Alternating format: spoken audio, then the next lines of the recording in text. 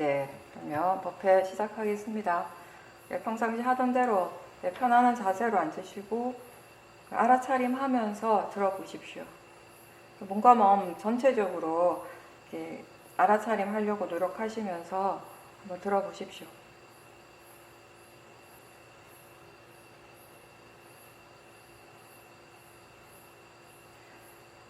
위파사나 수행은 지금 이 순간 내 몸과 마음에서 실제로 일어나는 모든 현상들을, 그 작용들을 대상으로 알아차림하는 수행입니다. 그렇다면 지금 우리 모두에게 지금 이 순간 실제로 일어나고 있는 것은 무엇입니까? 우리 모두 지금 듣고 있습니다. 그리고 보고 있습니다. 느끼고 있고 생각하는 마음이 분명히 일어납니다. 눈을 뜨고 있다면 우리는 분명히 무엇인가를 보고 있을 것이고요. 대부분 깨어있는 시간에 소리를 듣고 또 맛과 냄새를 알게 됩니다. 동시에 몸의 감각이나 마음의 느낌도 항상 일어나고 생각도 그렇습니다. 이러한 것들이 다 매 순간 우리 모두에게 항상 일어나고 있고 그런 육문에서의 그런 작용들을 통해서 우리는 여러 가지 대상들을 체험하게 되는 것입니다. 안, 이, 비, 설, 신, 의 6가지 감각기관에서 그것에 매치가 되는 각각의 대상들이 있고 그 대상을 아는 마음이 일어납니다. 이렇게 마음이 그 대상을 알기 때문에 우리는 보고, 듣고, 느끼고, 생각하고, 맛과 냄새를 알게 되는 것입니다. 그리고 수행을 한다라는 것은 알아차리는 것인데 이 알아차림은 이렇게 볼 때, 보고 있다라는 것을 다시 아는 것입니다. 들을 때 듣고 있다는 것을 다시 아는 것입니다. 육문에서 지금 어떠한 작용들이 일어나고 있는가를 아는 것입니다. 즉 알아차림이라고 하는 것은 육문에서 각각 그 육문에서 일어나고 있는 그 각각의 대상과 그것을 아는 마음을 함께 아는 것이다 라고도 할 수 있습니다.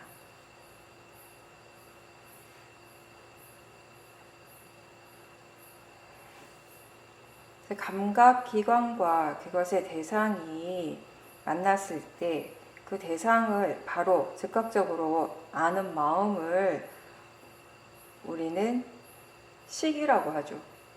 그걸 우리가 주로 아는 마음이라고 그렇게 부릅니다. 이렇게 아는 마음과 알아차림은 다른 작용입니다. 이 식이라고 하는 것은 대상을 알기는 아는데 그것을 그렇게 사람이다 또는 나무다, 이게 흰색이다 검은색이다, 이게 어떤 노래다 이런 식으로 자세하게 알지는 못합니다. 이런 아는 마음과 함께 또 상해작용이 일어나기 때문에 보는 순간에 이게 뭐구나 라고 우리가 알게 되고 소리를 듣는 순간에 이게 어떤 소리인지를 마음이 판단하게 되는 것입니다. 그리고 그 순간에 대상을 아는 순간에 느낌은 항상 함께 일어나고 뒤이어서 마음이 대상에 대해서 어떤 식으로든 뭔가 판단하고 생각하는 이런 마음들도 일어나죠. 그 마음이 대상을 어떻게 판단하는가에 따라서 때로는 또 번뇌가 일어나기도 합니다. 색수상행식 이 5는 항상 함께 일어납니다. 각각의 이런 마음의 요소들이 각각 자기의 일을 하면서 어떤 특정한 마음의 작용이 일어나게 되고 우리는 그것을 어떤 하나의 마음으로서 알게 되는 것입니다. 생각을 할 때에도 오는 함께 일어납니다.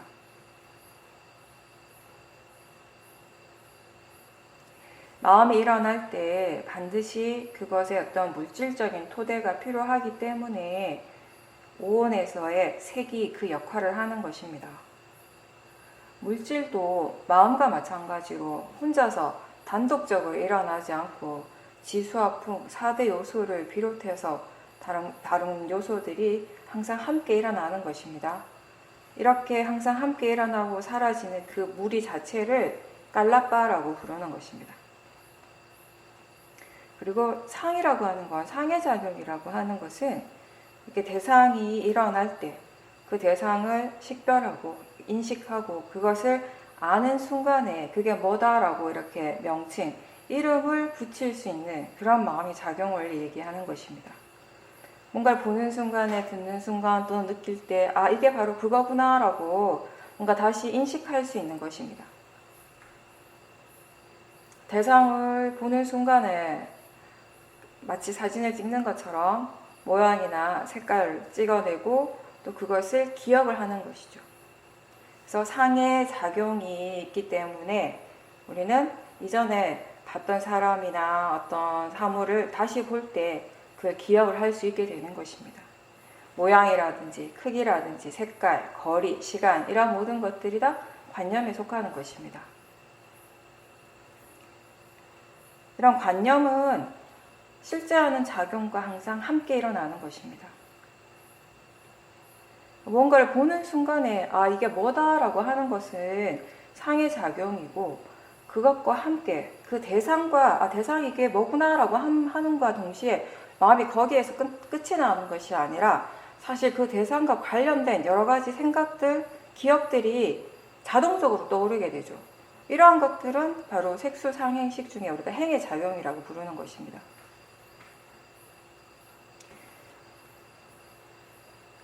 뭔가를 볼 때, 들을 때 또는 맛이나 냄새 등 이렇게 대상을 알 때 마음이 너무나 자연스럽게 그 대상을 관념적으로 인식하는 것은 당연하겠죠.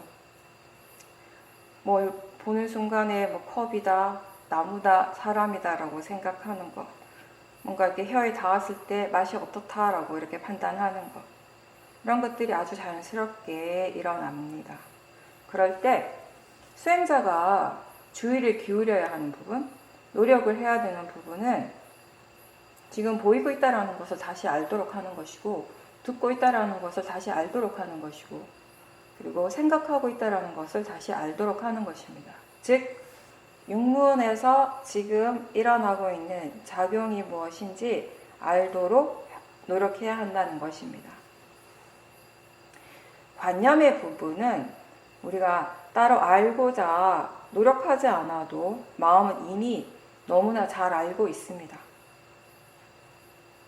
근데 이제 그 실제 하는 작용의 부분에 있어서는 마음이 아직 익숙하지 않기 때문에 놓치게 되는 것이에요. 그래서 수행자가 항상 많이 해야 되는 노력 중에 하나가 아직 관념과 실제에 대한 이해가 분명하지 않을 때는 지금 무엇이 실제인가, 지금 실제한 대상이 무엇인가에 대한 관심을 항상 가지고 있어야 하는 것입니다.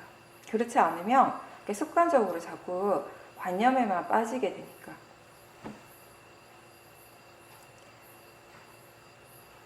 상해작용이라고 하는 것을 마음이 어떤 그 상, 어떤 표상을 근거로 해서 지금 다시 나타나고 있는, 일어나고 있는 대상을 다시 알게 되는 것이에요.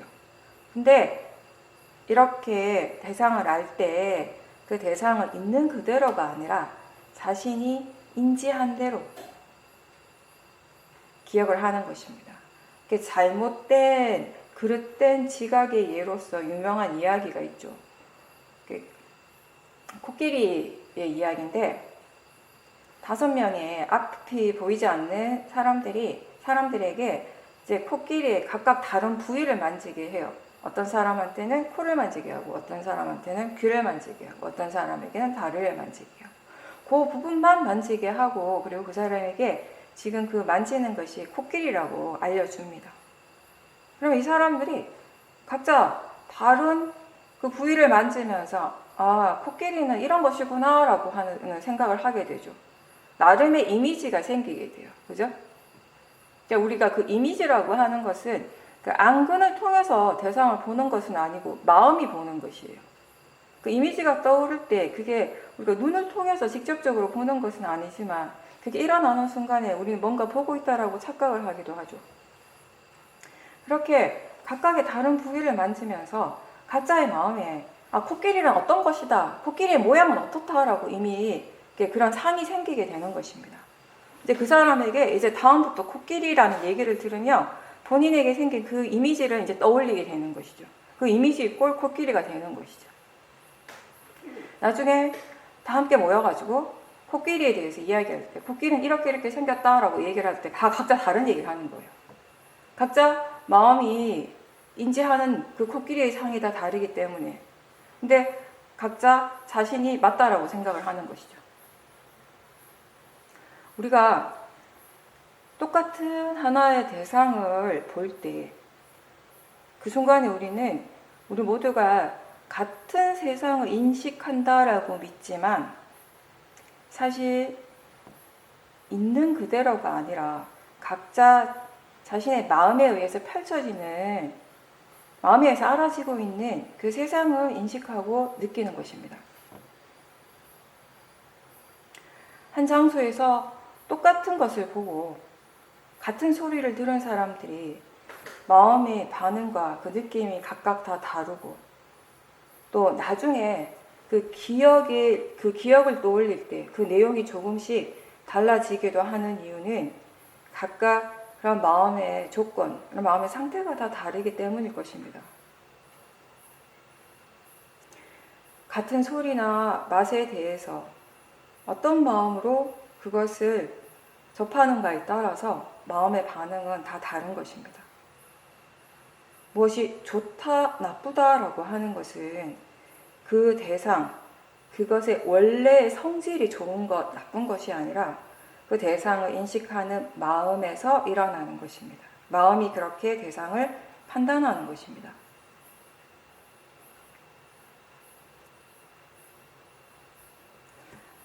윗바사나 수행은 있는 그대로 보는 수행이라고 합니다. 여기에서 있는 그대로 본다라는 의미는 지금 알아차림 할 때 그 대상이 좋은 것도 나쁜 것도 아니라 그냥 단지 지금 알아지는 것이라고 그렇게 알면서 지켜보는 것입니다.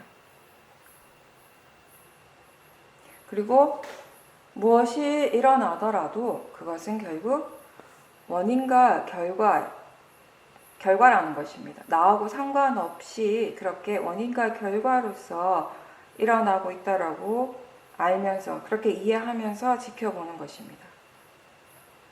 그렇게 그냥 단지 대상일 뿐이고 자연적 이치라고 그렇게 알면서 지켜볼 때 있는 그대로 보는 수행을 하게 되는 것입니다.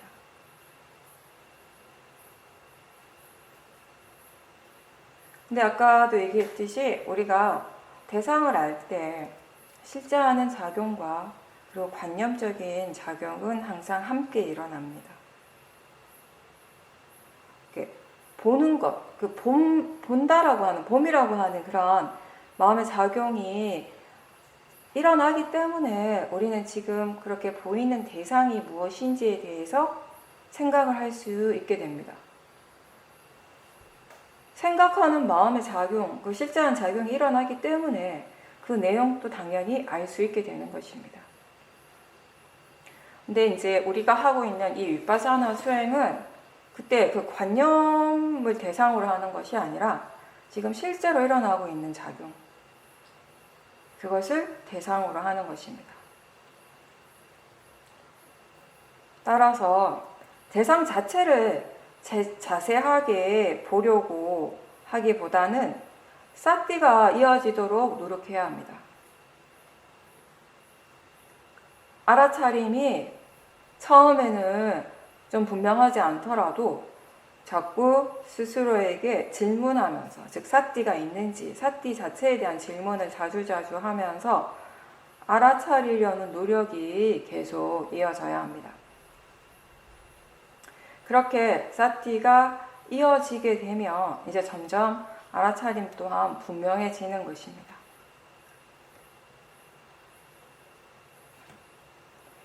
지금 무엇이 일어나고 있는지를 아는 것, 그게 알아차림이고요. 그것의 성질을 이해하는 것은 지혜입니다. 왜 일어나는지, 어떻게 해서 이렇게 일어나는지, 원인과 결과는 어떤지, 그리고 선법인지 불선법인지. 만약에 선법이라면 그것을 우리가 어떻게 계속 증장시킬 수 있고, 또 만약에 일어나는 것이 불선법이라면 어떻게 하면 그거를 제거할 수 있는지, 이런 것들은 다 지혜와 관련된 부분입니다. 수행을 한다라고 하는 건 기본적으로 마음의 힘을 키우는 것입니다. 모든 사람에게 마음이라고 하는 건 같은 성질로서 일어나고 있고, 또 부처님께서는 그 마음은 개발되는 것이라고 하셨습니다. 마음을 좋은 쪽으로 계속 개발시키는 것, 선법의 힘을 계속 키워나가는 것이 바로 불교의 수행입니다. 하나의 대상에 강하게 집중하면서 번뇌를 가라앉히고 선정을 체험할 수 있는 그런 사마타 수행이 있고, 각자 몸과 마음에서 일어나는 실제하는 법, 즉 육문에서 일어나는 현상들을 매 순간순간 최대한 알아차리려고 노력하면서 선법의 요소들을 키워가는 것이 또 위파사나 수행입니다. 사마타 수행이 마음을 고요하게 하는 데 목적이 있다면, 위파사나는 지혜를 개발하는 데 그 목적이 있습니다. 물론 제가 항상 얘기하지만 그 목적이라고 표현하는 것이 그렇게 되어지기 위해서 수행하는 것이 아니라, 우리가 바르게 수행을 해 나갈 때 그 결과가 거기에 도달하게 된다는 그런 의미에서 목적인 것입니다. 수행을 통해서 개발되는, 우리가 위파사나 수행을 통해서 조금씩 개발되어지는 그런 좋은 마음들의 그런 요소들이, 그런 마음들의 힘은 결국 통찰지가 일어나는데 필요한 조건이 되는 것입니다. 바른 견해가 일어나고, 또 수행을 위한 꾸준한 노력이 있고, 그렇게 수행을 지속하고자 하는 노력과 마음의 고요함, 안정감, 그리고 더불어서 신심, 법에 대한 믿음, 우리가 하고 있는 이 수행 자체에 대한 신심, 이러한 좋은 마음의 요소들이 통찰지를 개발하는 데 필요한 것입니다. 조건이 되는 것입니다. 또 지혜가 일어나고 그 지혜의 힘이 증장된다면, 이런 나머지 그런 마음의 요소들의 힘도 자연스럽게 또 좋아지게 되는 것입니다. 서로가 서로에게 이제 원인과 결과로서 그런 관계 속에서 계속 일어나는 것입니다. 이 수행을 통해서 얻어지는 통찰지는 결국 무상공 무아에 대한 분명한 이해라고 얘기할 수 있는데, 이건 모든 실제하는 법의 공통적인 성질이 바로 그 무상공 무아인데요. 우리가 육문에서 일어나는 여러 가지 실제하는 작용들은 그것 각각의 고유한 성질이 분명히 있습니다. 그러한 고유한 성질이 있기 때문에 각각의 작용들이 일어나는 것입니다. 느끼는 성질로서 느끼게 되는 것이고, 생각하는 성질이 있기 때문에 마음은 생각을 하는 것입니다. 그리고 우리가 번뇌가 일어날 때 그 번뇌를 계속 지켜보려고 노력하는 궁극적인 이유는 그런 번뇌들의 각각의 성질을 이해하기 위해서입니다.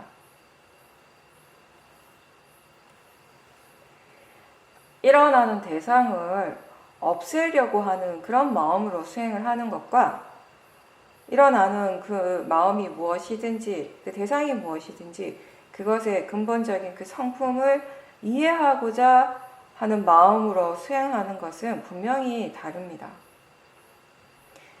없애려고 한다면 그때 가장 효과적인 방법 중에 하나는 집중이 될 것입니다.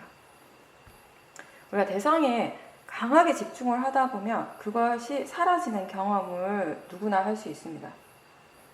근데 사라지긴 했는데 여전히 그 번뇌는 언제든지 다시 일어날 수 있는 가능성이 있고요. 그리고 일어날 때마다, 그게 일어날 때마다 매번 그걸 사라지게 하는 것은 사실 굉장히 힘든 일입니다. 그 대신에 사라지게 하는 것 대신에 그것에 대해서 이해하고자 하는 마음으로 지켜본다면은 지금 당장 사라지지 않아도 괜찮습니다. 다른 견해로서 지켜보고 있다면 번뇌는 어느 정도 지금 관리되고 있는 것이에요. 번뇌는 그 자체의 고유한 성질대로 일어나고 작용하고 있고, 그와 동시에 이 반대쪽에서 그것을 지켜보는 수행하는 마음은 또 그것대로의 고유한 성질대로 일어나고 작용하는 것입니다. 각각의 마음이 각각의 그 성질대로 일어나고 작용하는 것입니다. 그게 바로 자연적 이치인 것이죠. 그렇게 지켜보는 것, 그 번뇌가 그렇게 지켜볼 때 번뇌가 일어나는 진짜 원인이 무엇인지, 그리고 이러한 번뇌는 어떤 결과를 초래하는지, 또 그게 정말 이익이 있는 것인지, 일으킬 만한 가치가 있는 것인지에 대해서 스스로 좀 궁금해하고 질문을 하면서 계속 알아차리다 보면 사띠의 힘이 좋아지는 건 당연하고요. 지금 일어나는 그 마음의 성품에 대해서도 이제 배워가게 되는 것입니다. 사실 우리가 마음의 힘이 있을 때, 마음의 질이 좋을 때 번뇌에 대해서 생각을 해본다면, 특히 화의 마음, 화에 대해서 생각을 하면 당연히 그건 좋지 않은 것이고 일으킬 가치가 전혀 없다라고 생각을 해요. 근데 어느 순간 조건이 되면 화는 불쑥 일어나죠. 화가 일어날 때 그 마음은 어떻게 생각합니까? 이게 화가 난 일이라고 생각하는 거예요.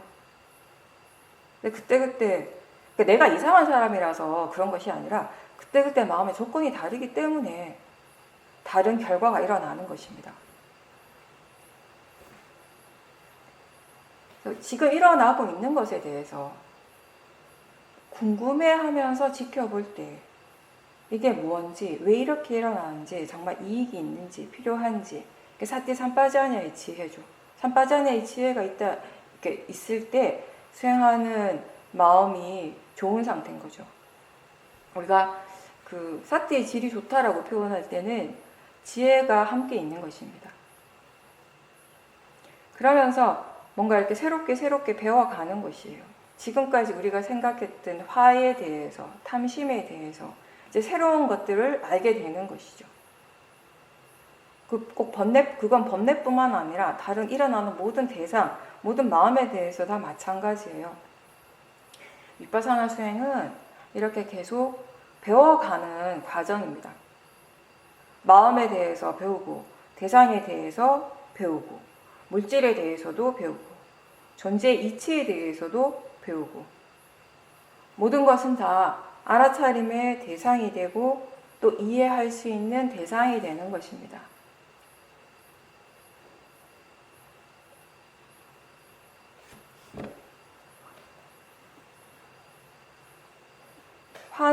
화 자체에 고유한 그 성질이 있고, 또 탐심은 탐심대로의 고유한 성질이 있는 것처럼 그렇게 모든 실제하는 법은 그것대로의 그 각각의 성질이 있습니다. 그리고 이 모든 법이 공통적으로 가지고 있는 성질이라고 하면 바로 무상고 무아인 것이죠. 이거 윗바사나 수행을 통해서 궁극적으로 얻게 되는 지혜입니다. 여기서 무상이라고 하는 것은 우리가 여러 번 얘기를 했지만 항상 변한다라는 것입니다. 새롭게 일어나는 것이에요. 어떤 사람은 무상을 이해할 때 계속 변한다라고 이해할 수도 있고, 어떤 사람은 무엇인가 계속 새롭게 일어난다라고 그렇게 이해할 수도 있습니다. 지금 수행하는 마음과 좀 전에 알아차리던 그 마음이 같은 마음입니까? 아니죠. 지금은 새로운 마음이 새로운 대상을 알아차리고 있습니다. 알미라고 하는 그 하나의 성질로서 계속 일어나고 있기 때문에 마치 하나의 마음인 것처럼 그렇게 느껴지지만 사실 매 순간 새로운 마음들이 일어나고 있습니다. 어떠한 것도, 어떠한 실제하는 법도 멈춰 있지 않고 정지하지 않고 항상하지 않고 계속 새롭게 일어나고 사라지는 이런 성품을 우리는 무상이라고 하는 것입니다. 이것은 지 멋대로 일어나고 사라지는 것이 아니라 원인과 결과라고 하는 이 법의 이치를 따르는 것입니다. 그리고 이거는 우리가 뭔가 이걸 보기 위해서 아무리 집중을 한다라고 해서 보여지는 것이 아니라 그러한 성질은 결국 이해되어지는 것입니다. 항상 얘기하듯이 대상은 알아차려지는 것이고요. 성질은 이해되어지는 것입니다. 우리가 수행을 할 때 수행이라고 하는 것에는 대상과 마음 이 두 부분이 항상 함께 일어나게 되죠. 마음이라고 하는 것이 바로 아는 성질 그 자체입니다. 대상이라고 하는 것은 알아지는 성질입니다. 이 두 성질은 항상 함께 일어납니다. 서로에게 조건이 되어지는 것, 연기적인 그 성질로서 함께 일어나는 것이죠. 호흡이든 생각이든 뭐 보는 것이든 느낌이든 지금 알아지기 때문에 우리는 그것을 대상이라고 부르는 것입니다. 이러한 대상도 그리고 그것을 아는 마음도 실체가 따로 있지는 않습니다. 즉 눈으로 보일 수 있거나 우리가 만져서 알 수 있는 것이 아니라는 거죠. 다만 그 고유한 성질들을 우리는 알 수 있습니다. 그리고 이해할 수 있습니다. 근데 우리가 대상만 본다면 그 대상의 부분은 관념적인 의미를 항상 내포하고 있고 그리고 우리가 어떤 대상을 알 때 대부분 그것을 그냥 단지 그 알아지는 성질로서만 아는 것이 아니라 그 대상의 관념적인 의미도 함께 알게 됩니다. 뭔가를 볼 때 본다라고 하는 그런 그 실제하는 대상을 알아차림할 때 지금 무엇이 보이는지에 대한 보이는 것이 사람이든 뭐 하늘이든 자동차든 그것에 대한 생각도 반드시 함께 일어난다라는 의미죠. 그리고 어떤 특정한 대상을 처음 접할 때 처음에 그냥 자동적으로 일어나는 그런 마음의 어떤 느낌, 감정 그리고 그때 그 대상과 함께 떠오르는 생각들, 기억들, 이미지 이런 것들이 현재에서 다시 우리가 그 대상을 다시 만날 때, 다시 접할 때 그 지금의 마음에 영향을 미치게 됩니다. 만약에 우리가 수행을 하지 않는다면 그런 것들이 훨씬 더 많은 영향을 주게 돼요. 근데 수행을 할 때는 그런 것들이 관념이라는 것을 알고 그 또한 대상으로 지켜보기 때문에 영향력이 확연하게 줄어들게 되는 것이죠. 생각을 알아차림할 때도 어떻습니까? 우리가 그 생각하는 마음이라는 것을 알면서 동시에 그 내용도 함께 보고 있게 되죠. 근데 수행하는 것과 수행하지 않는 것의 차이는 보통의 마음은 그 내용 그 자체에만 집중을 하는 것이에요. 내용에 빠지게 되고 근데 수행을 한다라고 하는 것은 내용뿐만 아니라 실제를 알아차림한다라는 그 점입니다. 그 파라마타, 실제에 대한 이해가 없는 사람에게 생각이라고 하는 것은 곧 그 내용이 전부입니다. 근데 실제를 아는 사람에게 생각이라는 것은 생각하는 마음의 작용을 의미하는 것이 되죠. 그렇게 다른 것이죠. 그 법에 대한, 파라마타에 대한 이해가 부족하면 수행할 때 실제 하는 쪽보다는 관념으로 마음이 계속 끌려가고 그 내용에 자꾸 집중을 하게 됩니다. 왜냐하면 우리가 지금까지 계속 그런 식으로 대상을 알아왔기 때문에 마음이 그렇게 습관적으로 하던 대로 하는 것이에요. 대상을 관념적으로만 인식할 때, 그렇게 알 때는 거기에서는 어떠한 변화를 보기가 사실 어렵습니다. 뭔가가 변화한다라는 것, 새롭게 일어난다라는 것을 이해하기가 어렵다는 것이죠. 우리가 나무를 볼 때 나무라고 하는 형상 그 자체가 변하지 않고 또 우리 마음이 나무에 대해서 이미 정해놓은 그 이미지는 항상한 것입니다. 근데 그 나무를 볼 때 그 보는 성질은 어떻습니까? 그 보는 성질은 계속 일어나는 것이에요. 아는 성질 또한 계속 새롭게 일어나는 것입니다. 우리가 나무에 대해서 이해하기 위해서 수행을 하는 것이 아니고 그렇게 보는 성질을 이해하는 것이 수행입니다. 육문의 대상들을 바로 알아차릴 때보다 알아차리는 마음을 다시 알 수 있을 때 이 마음이라는 것이 항상 하지 않고 한 곳에 머물러 있는 것이 아니고 매 순간 새롭게 일어나는 성질이라는 것을 좀 더 이해하기가 쉽습니다. 이렇게 실제하는 법의 성질이 계속 변하는 것이라면 그럼 나라고 하는 존재는 어떻게 이해할 수 있는가?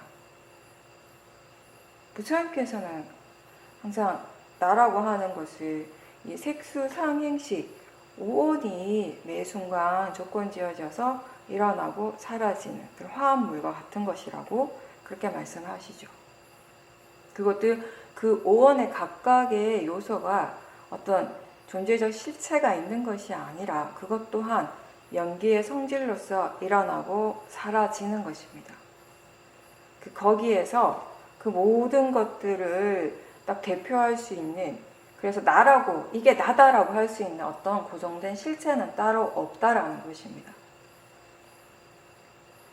다만 그런 각각의 요소들이 조건 지어진 대로 순간순간 일어나고 사라지는 것, 몸과 마음에 그런 각각의 작용들이 계속 조건대로 일어나고 사라지는 그런 진행 과정의 연속입니다. 그 흐름 그 자체를 우리는 나라는 관념으로서 믿고 있는 것이죠. 굳이 이제 여기서 우리가 존재라는 단어를 사용한다면 그렇게 매 순간순간 변화하는 그 자체가 바로 우리가 나라고 믿는 그 존재의 원래의 그 속성인 것이죠. 근데 사실 이게 존재다라고 할 수 있는 것은 따로 없다라는 것입니다.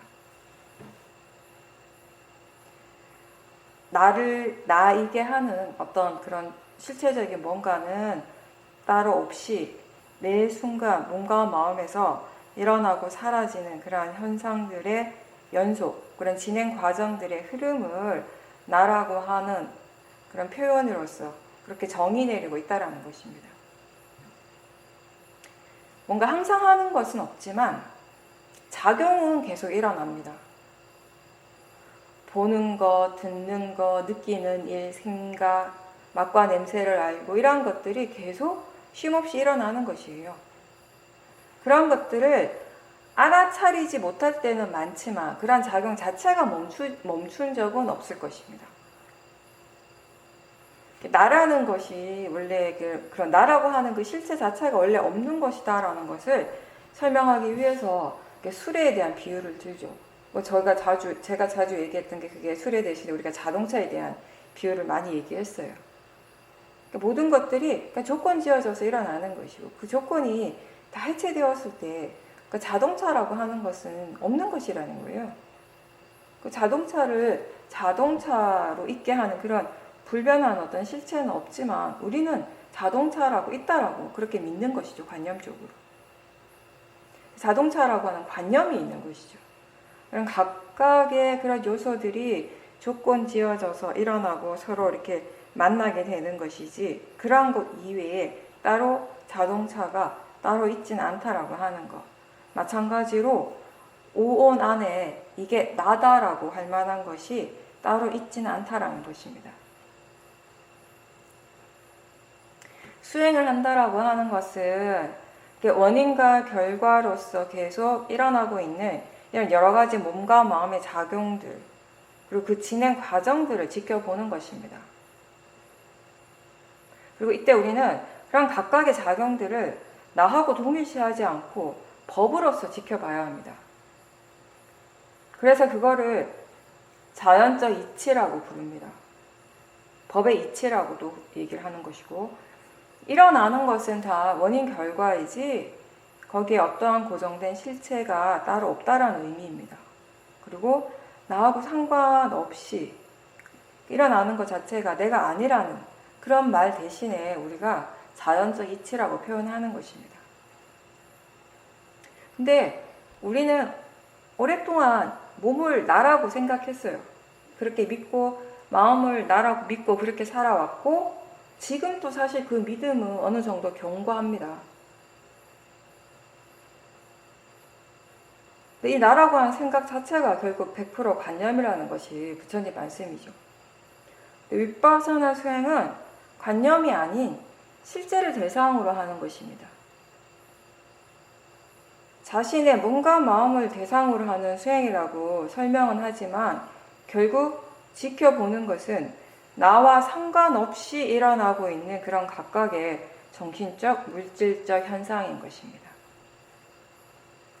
내가 있기 때문에 보는 것, 듣는 것들이 일어나는 것이 아니라, 일어날 수 있는 것이 아니라, 봄이라고 하는 그 자체가 조건에 따라서 일어나고, 듣는 작용 또한 마찬가지로 그렇게 일어나는 것입니다.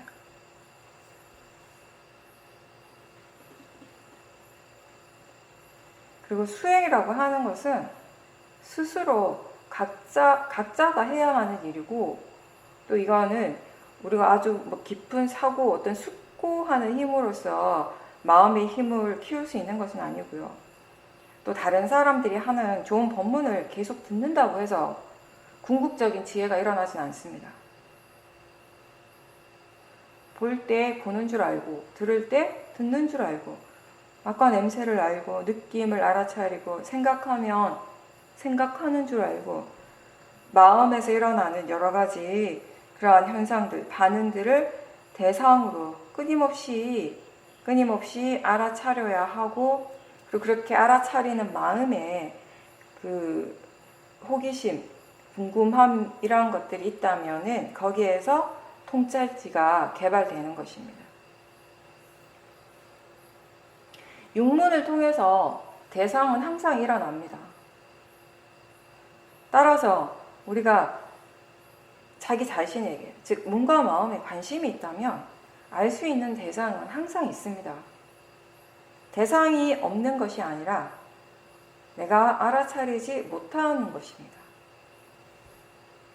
그리고 하나의 대상에 집중하지 말고 여러 가지 대상들을 최대한 함께 알 수 있는 만큼 알도록 노력하는 것이 중요하고, 또 무엇보다 가장 중요한 것은 견해죠. 어떤 견해로서 수행하는가. 수행자에게 가장 중요한 것은 지금 어떤 견해로서 수행하는가, 그리고 지금 사티가 이어지는가. 그리고 우리가 알아차림을 할 때 가볍게 하라고 해요. 대상에 집중하지 않는 알아차림이 가볍습니다. 그리고 집중하지 않기 때문에 수행하는 마음이 항상 이렇게 물러나 있는 것처럼 느껴집니다. 대상을 미리 정해놓고 하는 사띠와 사띠의 느낌과 그 대상에만 계속 알아차리려고 할 때 그때 마음의 느낌과 지금 아는가, 지금 사띠가 있는가라고 질문하는 순간에 일어나는 수행하는 마음의 느낌이 분명히 다를 것입니다.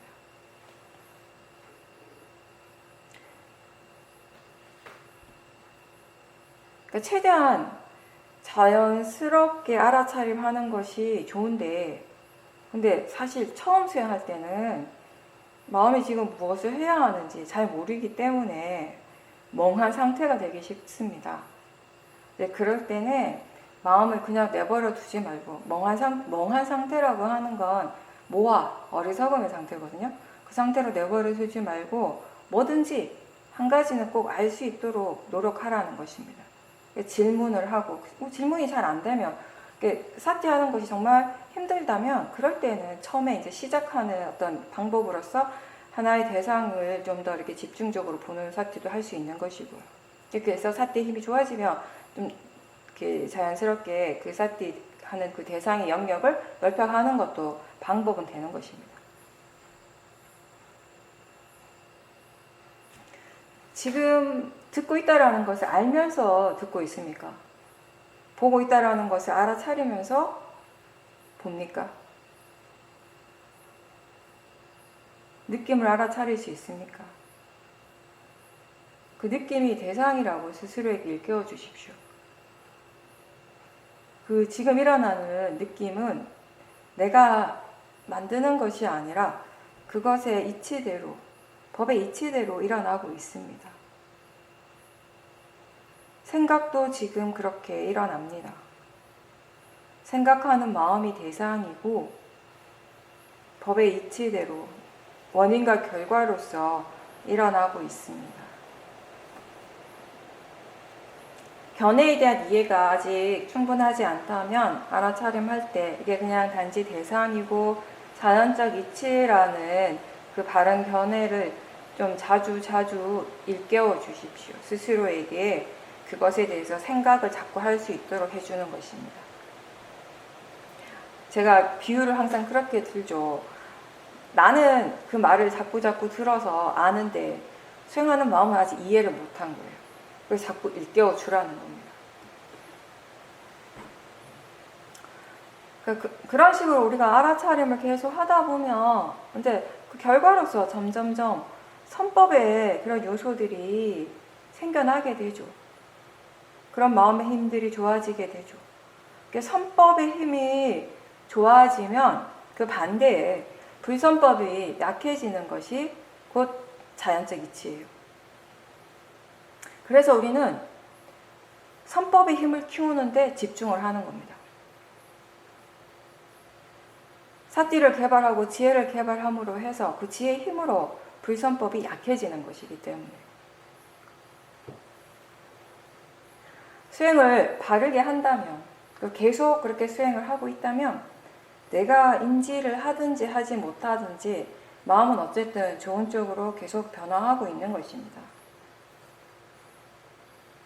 이 마음이라고 하는 것 자체가 조건에 따라서 일어나고 사라지고 그 과정이 계속되어지기 때문에 우리가 하나의 어떤 흐름으로 느껴지게 되는 것입니다. 바른 조건을 계속 우리가 키워나갈 수 있다면 그것의 결과가 반드시 뒤따르게 되고 또 노력하지 않고 그냥 일어나는 대로 내버려 둔다면 대부분의 경우 그 마음이 불선법적으로 그 흐름을 따라가게 될 것입니다. 선법의 흐름으로 계속 나아가고자 하는 것은 사실 대부분의 사람들에게 있어서 어떻게 보면 지금까지의 그런 마음의 일반적인 흐름과는 반대이기 때문에 굉장히 우리가 열심히 해야 되는 것이, 노력을 해야 되는 것이에요. 쉽지 않은 것이죠. 끈기를 가지고 계속 노력하지 않는다면 계속 원래 그 흐름으로 그냥 가버리려고 해요, 마음이. 그래서 조금 뭔가 좀 발전하는 것 같다가 수행이 좀 되는 것 같다가 또 다시 후퇴하고 좀 좋아지는 것 같다가 어느 순간 또 번뇌에 빠져 있고 한참 헤매고 그런 경험들 정말 많이 하셨죠, 그동안에. 내가 왜 이럴까? 왜 나는 이것밖에 안 될까? 스스로 그런 생각도 많이 하고, 그죠? 내가 바본가? 저는 진짜 제가 여러 번 얘기했지만 수행하면서 제일 많이 했던 생각 중에 하나가 내가 바본가? 수행하기 전에 별로 안 해봤는데 수행하면서 진짜 많이 했어요, 그 생각. 내가 좀 이상한가? 정상이 아닌가? 바본가? 왜 이렇게 안 될까? 여전히 이런 탐진치의 성향이 굉장히 많이 남아있다는 걸 문득문득 발견하는 거예요.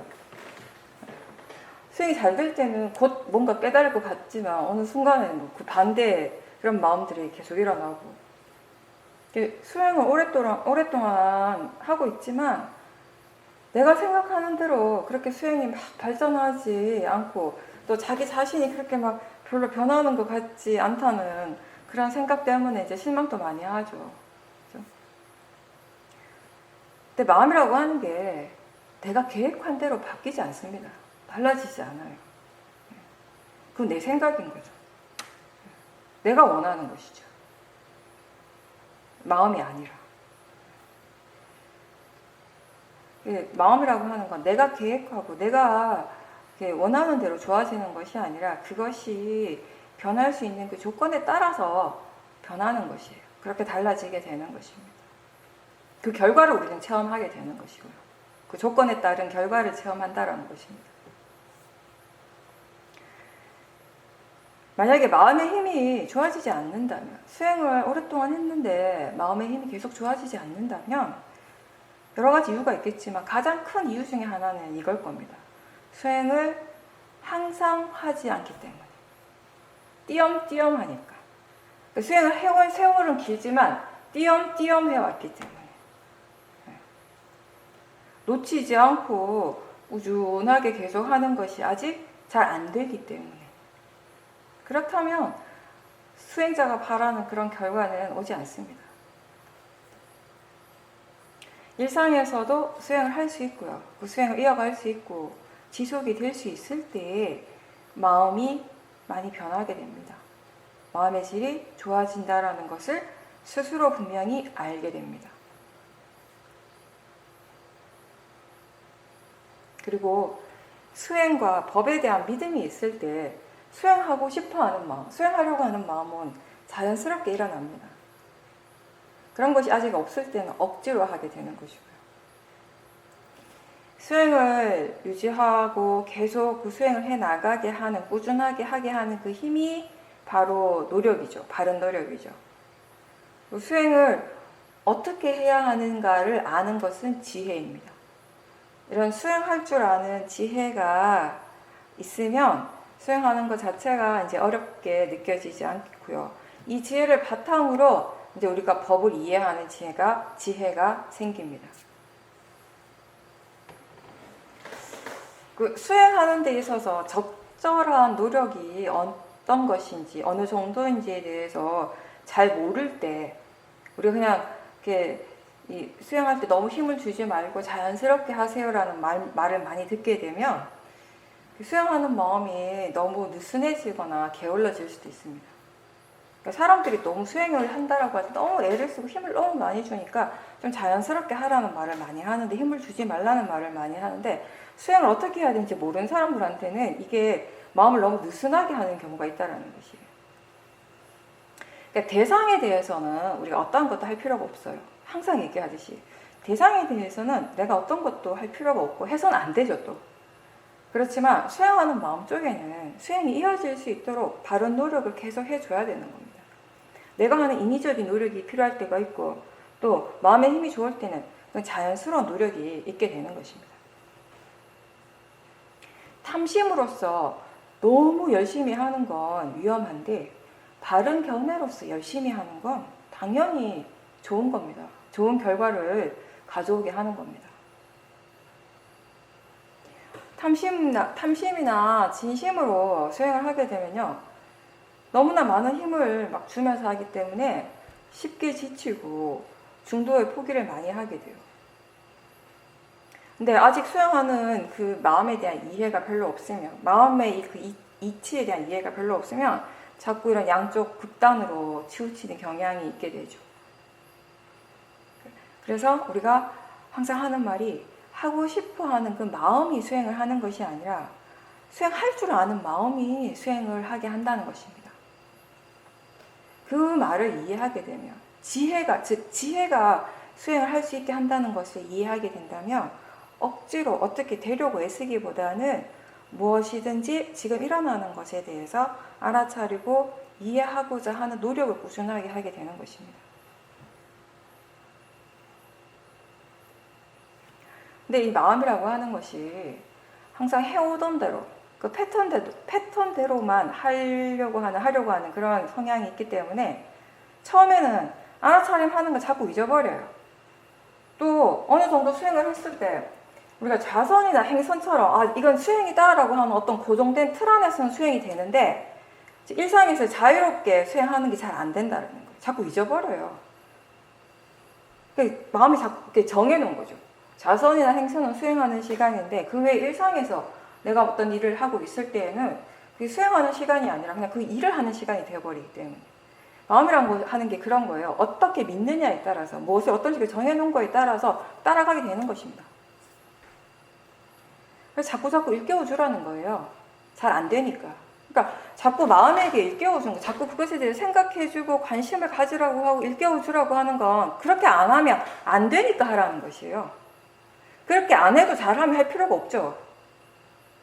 그래서 아침에 눈 뜨는 순간에 지금 사띠가 있는가 알아차리는가 라고 질문하라고 얘기를 했어요. 습관을 들이라고. 그리고 일을 할 때도 사람들과 함께 있을 때 일상에서 내가 해야 할 일을 할 때 지금 어떤 마음으로 하고 있는지 그것에 대해서 관심을 좀 가지고 있다면 그런 관심을 항상 둘 수 있다면 알아차림이 좋아지는데 분명히 도움이 됩니다. 우리가 같은 일을 하지만 어떤 때는 번뇌 없이 순수하고 가벼운 마음으로 하기도 하는데 어떤 때는 막 화가 나고 마음의 상태가 좋지 않은 채 할 때가 있죠.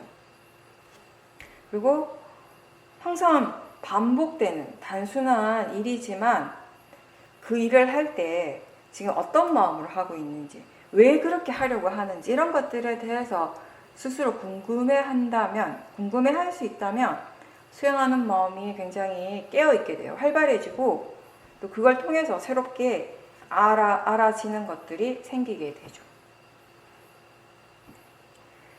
길을 걸을 때에도 보이는 것에 빠져 있지 말고 보이는 그런 대상에 빠지지 말고 생각의 내용에 빠지지 말고 자기 자신을 전체적으로 알아차리려고 노력해 본다면 어떤 특정한 대상을 딱 집어서가 아니라 전체적으로 보는 것이죠. 그렇게 사띠하려고 노력하다 보면 보이는 것, 들리는 것들이 하나씩 이제 대상으로 알아지게 돼요. 또는 몸의 감각에 대한 사띠도 좋아지게 되고. 그러니까 항상 경험하는 것이지만 사띠가 분명한 순간에는 이러한 것들이 다 굉장히 새롭게 느껴집니다.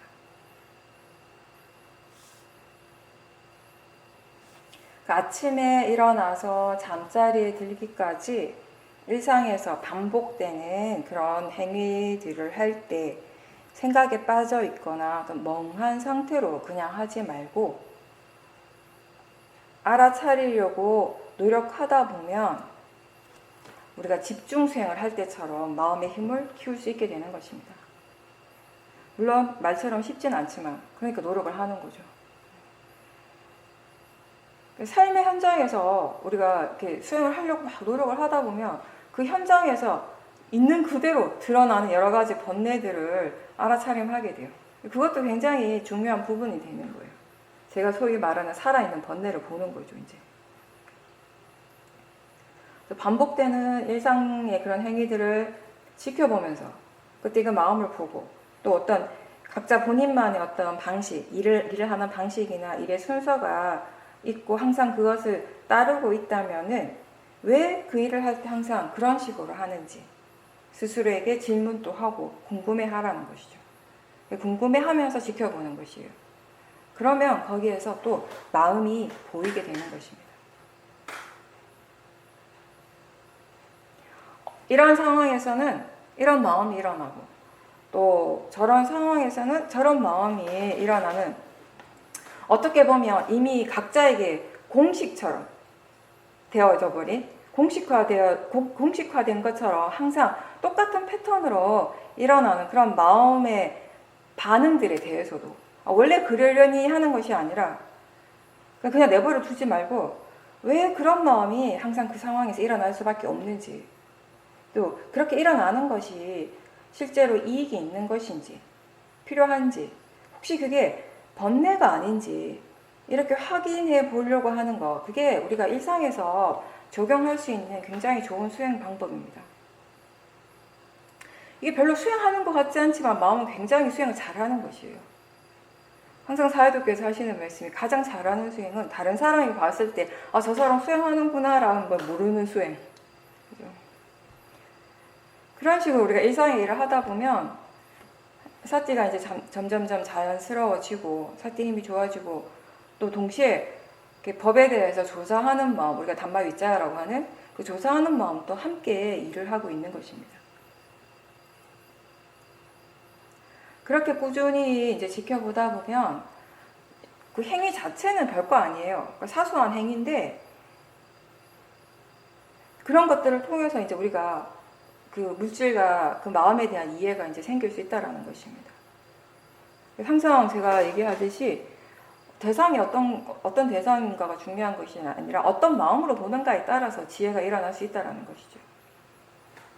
행위 자체가 사소하다고 해서 일어난 지혜가 사소하지 않다고 항상 얘기했습니다. 우리의 마음이 조건이 충분해지면 어떤 대상을 통해서도 통찰진이 일어날 수 있는 것입니다. 계속 우리가 그런 것들을 크고 작은 그런 일들을 지켜보면서 일상에서 보면서 어느 순간에 아, 이 몸이라고 하는 것이 지 멋대로 지가 하고 싶어서 그렇게 움직이는 것이 아니라 의도와 함께 일어나고 있다는 것을 알게 되죠. 몸과 마음을 함께 지켜보니까 마음이 일어나기 때문에 몸이 움직이고 또 모든 것이 다 의도가 함께 일어나고 있다는 것을 알게 된다면 지금 어떤 마음으로 이 일을 하고 있는지 어떤 마음으로 말이나 행동을 하려고 하는지를 스스로 그 점검하는 게 정말 중요하다는 것을 이해하게 될 겁니다.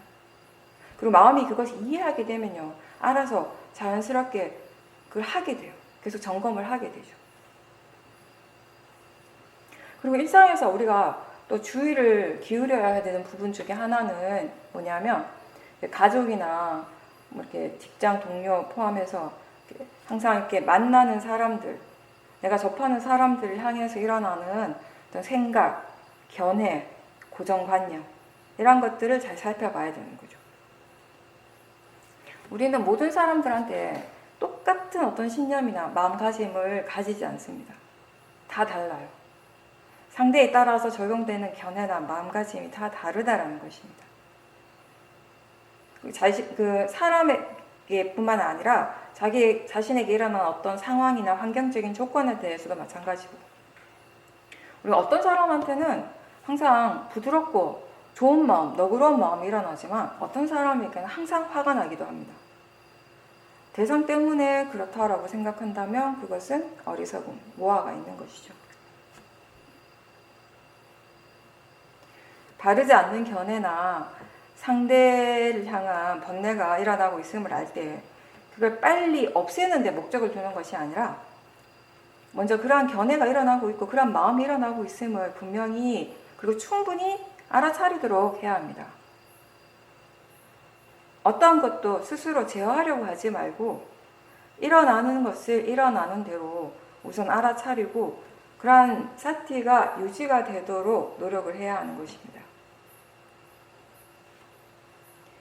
어떤 견해와 생각들이 일어나고 있는지, 그리고 그때의 감정, 마음의 반응은 또 어떤지, 그러한 마음이 필요한 건지, 이익이 있는 것인지, 그런 조사와 함께 알아차림을 하다가 보면 번뇌가 조금씩 이제 약해지는 것입니다. 근데 그거는 그냥 단지 지켜보기 때문에 번뇌가 약해지고 사라지는 것이 아니라 마음이 무엇인가를 이해했기 때문에 이런 결과가 생기는 것입니다. 번뇌를 없애기 위해서, 번뇌의 에너지를 약하게 하기 위해서 우리가 계속 노력해야 되는 부분, 개발해야 하는 것은 집중하는 마음의 힘이 아니라 지혜라고 하는 것을 잊지 마십시오. 일상에서 계속 만나는 사람들이나 일어나는 상황에 대해서 지금 어떤 마음이 일어나고 있고 대상에 대해서 어떻게 생각하고 느낌은 어떻고 거기에 대한 견해가 어떤지 이런 것들에 대해 지켜보는 것을 통해서 이제 우리는 조금씩 그 사람들에 대해서 또는 지금 내가 처해 있는 그 상황에서 어떻게 해야 하는지 또 어떤 선택이 나와 다른 사람에게 다 이익이 될 수 있는지에 대해서 이제 조금씩 배워가게 되는 것입니다. 보통 우리가 잘 모르는 사람하고 함께 있고 대화를 할 때는 알아차림이 좀 잘 돼요. 몸이 아플 때에도 알아차림이 좀 잘 되죠. 근데 친한 사람과 함께 있을 때, 굉장히 가까운 사람과 대화할 때는 쉽게 이런 감정들이 일어나요. 그런 감정들이 강해지고 말의 내용 자체에 빠져버리는 그런 경향이 있습니다. 그럴 때 분명히 지금 탐심과 진심이 일어나고 있는데 스스로 그걸 괜찮다라고 생각하고 있지 않은지. 우리가 이런 거죠. 그러니까 집중 수행하러 가서 일어나는 번뇌에 대해서는 굉장히 심각하게 받아들이거든요. 근데 평상시 집에서 일어나는 번뇌에 대해서는 훨씬 더 관대하지 않은지, 이걸 얘기를 하는 것이. 스스로 차별을 두고 있다면 그게 바르지 않는 마음가짐인 거예요. 근데 그게 대부분의 사람들한테 있거든요. 이 정도는 괜찮다라고 스스로 판단하는 것이에요. 본인이 판단한 문제가 아니고요. 그렇게 판단한다면 그 자체가 모호하라는 걸 알아야 합니다. 뭔가 이렇게 대상에 대해서, 상대에 대해서 편하다고 생각할 때, 그래서 너무 편하고 좋아서 알아차리지 않아도 괜찮다라고 하는 그런 생각 때문에, 그런 어리석음 때문에 더 많은 괴로움들이 일어나게 되는 것이죠. 번뇌가 일어나는 정도, 번뇌가 일어나는 횟수만을 본다면 사실은 집에 있을 때 수행을 정말 더 열심히 해야 될지도 모릅니다. 수행센터에 있을 때보다 집에서 번뇌가 더 일어나죠. 근데 매일 보는 사람들, 항상 함께 있는 사람들과 그 시간에도 사실 수행이 되어야 하는데 그 부분은 여전히 쉽지가 않죠. 항상 얘기하듯이 쉽지 않다는 거, 수행이 뭔가 잘 안 된다라고 하는 부분은 그만큼 더 노력을 해야 된다는 것입니다. 바른 견해와 알아차림이 있는 모든 순간들은 사실 지금 대상이 무엇인가 하고는 전혀 상관없이 마음의 힘을 키우고 있는 순간이 되는 것입니다. 알아차리기 때문에, 그 알아차림이 지속되고 있기 때문에 마음의 힘이 좋아지는 것이지 그것은 결코 대상 때문이 아닙니다. 그런데 왜 대상에 집착하십니까? 왜 대상을 정해놓고 보려고 합니까? 뭘 하든지 수행을 하고 있다면 그게 곧 좌선이고 행선입니다. 알아차림이 없을 때 마음의 특징 가운데 하나는 다음에 해야 할 일들에 대해서 계속 생각한다는 거예요. 그 생각의 내용이 너무 집중하고 빠져 있다 보니까 또 지금 해야 되는 일들을 또 많이 놓쳐요. 그러다 보니 자꾸 마음이 조급해지고 또 도사가 일어나고 참을성이 약해지는 것이죠. 바빠지는 것이죠.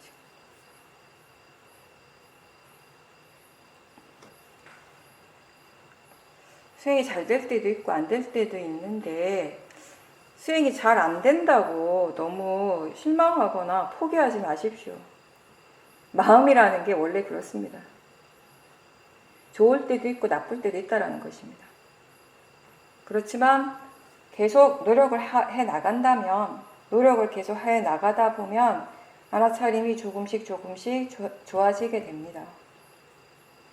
그리고 수행의 가속도가 충분히 생기게 되면 지금 마음의 상태가 좋든 나쁘든 그 자체를 대상으로 하는 것이 이제 크게 어렵지 않게 되죠. 그리고 그 가속도가 충분할 때 알아차림하는 마음, 알아차림은 자연스럽게 마음으로 향하게 됩니다. 그 대상을 마음을 대상으로 하게 된다는 것입니다. 일상생활에서 갑자기 생기는 여러 가지 마음의 변화들이 있죠. 갑자기 불안해할 때도 있고요. 긴장감이 생길 때도 있고, 뭔가 스트레스를 받을 때도 있고, 또는 반대의 어떤 편안한 상태가 되기도 하고, 또 그런 느낌들과 관련된 여러 가지 그런 생각들, 그런 것들을 계속 알아차리도록 노력을 해야 되는 것입니다. 근데 처음부터 잘 되진 않아요, 절대. 꾸준히 열심히 수행을 할 때 그것의 이제 결과를 우리가 체험하게 되는 것이죠. 처음에는 자꾸 놓치죠. 자꾸 놓치고 또 다시 알아차리고, 놓치면 또 다시 알아차리고, 그런 것들을 계속 반복하는 것입니다. 법을 이해하기 위해서 이렇게 너무 집중하지 않고 자연스러운 알아차림이 필요하다라고 합니다. 그 대상이든 수행하는 마음 쪽이든 내가 어떻게 하고자 하는 것 없이 알아차림이 계속 될 수 있도록 노력을 해야 합니다. 우리가 언제 어디서든지 수행을 할 수 있을 때 이 수행의 그 진정한 그런 이치를 이해할 수 있게 될 것이고, 또 그러한 이해가 수행을 계속하게 하는 힘이 되는 것입니다. 수행의 가치를 분명하게 이해할 때 이 수행을 우리가 절대 멈출 수가 없게 되는 것입니다.